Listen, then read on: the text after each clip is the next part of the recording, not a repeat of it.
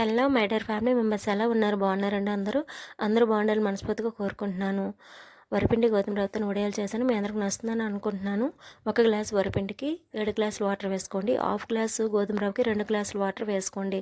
టోటల్గా మీరు 9 గ్లాసులు వాటర్ వేసుకొని బాగా మరిగించాలి. అందులోని జీలకర్ర, అల్లం, పచ్చిమిర్చి మిక్సీ పెట్టుకొని వేసుకోండి.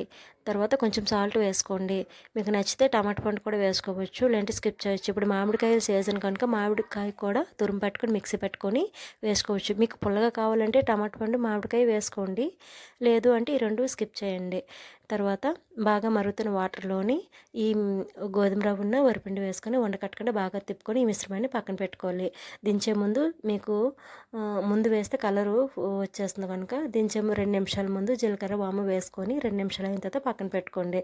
తర్వాత జంతికల గట్టంలో కానీ ఆయిల్ కవర్లో కానీ మీరు ఇవి వడియాల్లాగా పెట్టుకోవచ్చు. థ్యాంక్ యూ అండి.